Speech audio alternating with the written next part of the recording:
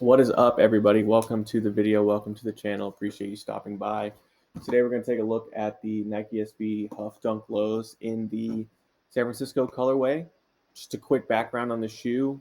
This shoe was released in October of 2022 this year. It pays homage as the 20-year anniversary of Nike SB and of Huf. So, if you didn't know, the original Huf was a Dunk High released in 2004. It was a primarily black cracked leather colorway with a tie-dye panel on the mid panel and around the ankle. And so, these two colorways pay homage to that tie-dye mid panel. Also, if you don't know, Huff was originally created by Keith Hufnagel, former professional skateboarder, owner of the brand, and he passed away in September of 2020. So these dunks also pay homage to just Keith and his legacy. This year there were two colorways released to the public: the New York colorway and the San Francisco colorway. That's what we're here to talk about today. There was also a friends and family pair that was gray or two shades of gray and had a gray tie-dye scheme. So yeah, let's get into these. We have the striped Nike SB box, a few different lace options, and if you didn't know, this pair was a blind bag release. So we have the New York colorway, the SF colorway, the mystery colorway, which would have been that friends and family colorway. Let's just take a quick look at the shoe. So really nice leather quality on this pair. You can see the tumbled leather on the toe box. Let's see if we can get a close-up shot of that. So really nice leather quality all around. One thing to point out is all the panels have the exposed brown or kind of tan or rather like a natural leather color exposed on all of the edges. So that's cool. Primarily black and white, but you do have this like very light gray leather on the swoosh and on the back. If we put both the pairs together, it says Keith forever. Obviously, the passing of Keith, his legacy lives on forever in Huff. This is the San Francisco colorway. After Keith turned pro and moved to San Francisco to pursue skateboarding further, San Francisco was where his first store was opened, the first Huff store. So this would have been like the early Supreme era. So Huff was one of those early entries into the streetwear, but also skating industry. We also have Huff with the Nike Jewel swoosh on the tongue or below the tongue. And if you're wondering, the Jewel swoosh is not going anywhere. These I've had. I bought these off Goat. I want to say day of release, so October 22nd or something like that of this year. And so I've had these, worn them a dozen times. There is no sense of the jewel loosening or anything like that. Also, we have the Keith Forever as well as the San Francisco skyline in the background, and that is in that SF colorway. So the other interesting part is the mid panel. So there's a couple other channels, so you could find it if you search it on YouTube. But this panel does cut away to that same kind of tie-dye color scheme from the original Huff Dunk High. The New York pair is another tie-dye panel, but that one's blue and white. So that's a tie-dye color we've never seen before because the original Huff Dunk High was only one. There was no New York counterpart to it. On the tongue, we had the Nike SB San Francisco, so that's pretty cool. It's rare you just see anything get the the Billboard real estate on the tongue, other than Dunk Low Pro SB. Another thing to note about these is this is the OG Dunk um, build and last and sole. So on the sole, you don't have the newer, flex pattern and more ridges in the sole. So this is the OG. You also don't have the pour on Phylon midsole built in. So with that also comes the option, I guess, when they're building these out, whether it is the OG or the new or present day version of the Dunk that we see. They went with the thin tongue on this one. So pretty cool in terms of seeing a Dunk in 2022 with the thin tongue. I think we only saw one or two, maybe three, if someone else can think of a third one other than the Skate Like a Girl and these Dunks. And what I mean by the sole is, if we look at this Dunk, which is just an orange label, Dunk Low Pro, fat tongue, right? And then the more modern present day outsole with the Phylon midsole. Obviously, you can see this has, way more grooves. I believe in 2009 is when they retooled the Dunk to have that, as well as like these ankle pods inside the shoe to keep your foot locked in there. You still have the tongue centering strap, so you're not gonna have to worry about the tongue moving at all.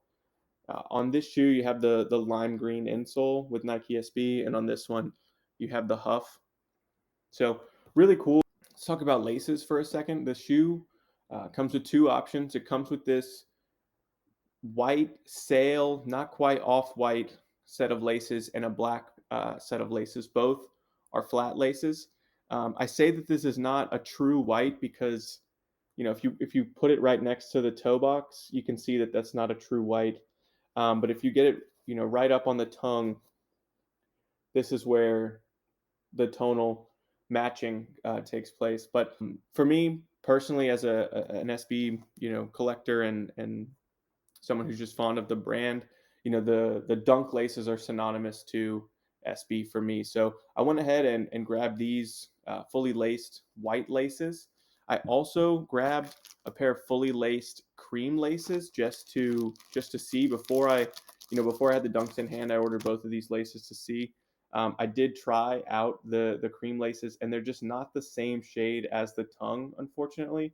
So I thought it was too much of a contrast. So I'll save these for another shoe one day, but wanted to point that out in case anyone else was curious or wanted to buy secondhand a pair of SB laces. I have heard that if you have I believe the Paisley Dunk Lows, those have a very similar shade of sail or beige as these.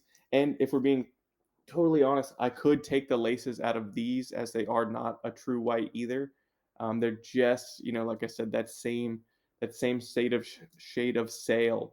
But I'm not taking the laces out of these because they match the tongue perfectly. If you were curious, I think you get by fine with just the white aftermarket laces. It matches, the toe box, all the leather panels perfectly. And for that reason, I think it's a great option to go with. So let's talk about sizing on these. I went with my true size 8. These fit good. These are, like I said, the Dunk Low OG last. I'm assuming in 2009 when they switched up to the new tooling of the Dunk, the sizing may have tweaked a little, but my true size 8, I don't think I would have changed or gone up or down. I'd say go true to size on these. I do want to point out that between the Dunk Low OG and a more modern Dunk, this is an 8 as well. I think this is just a little bit roomier, a little bit wider in the toe box. And when I say that, I mean really like from this point forward. I find that there's just a little bit more room. Again, in these, I would not size a half size down to a 7.5. I think I'm true to size with an 8 regardless. And I will say, as I've worn these, they have broken in nicely to where that I don't feel that tightness around the midfoot or the ball of the foot. So I would recommend going true to size if you're into these. Again, just something to note between the Dunk Low OG and a more current or the more modern Dunk Low Pro.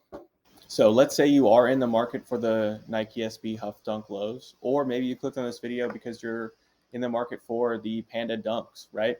We have a very similar shoe here, and in my opinion, I think your dollar goes further with the Huf Dunk Low just because you're getting just a higher quality leather. You're getting that Nike SB insole with the pour-on in the forefoot and the Zoom Air in the heel. If the Pandas are your thing, that's totally cool. I do think, like I said, your dollar goes a little further. The Pandas are known to have that plasticky, very plastic coated leather or faux leather. I do think, like I said, the leather quality on these is a little bit better.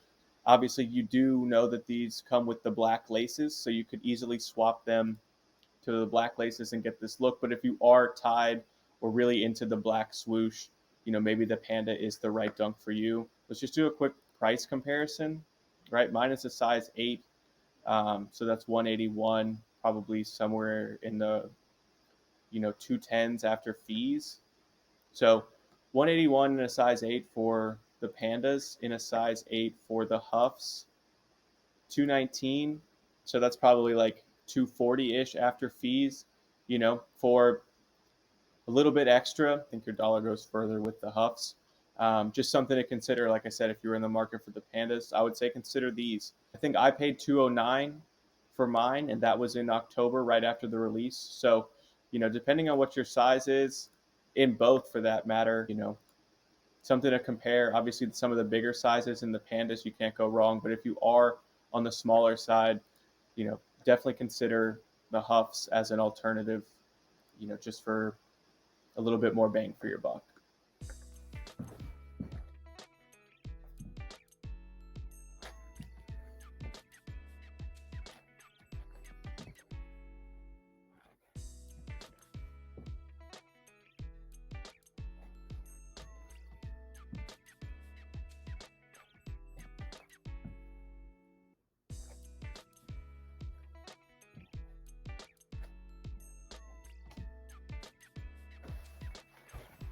So I think that about does it on just everything you need to know before buying the Huff Dunk Lows and then San Francisco colorway. I hope you enjoyed. If you have any questions, drop them in the comments.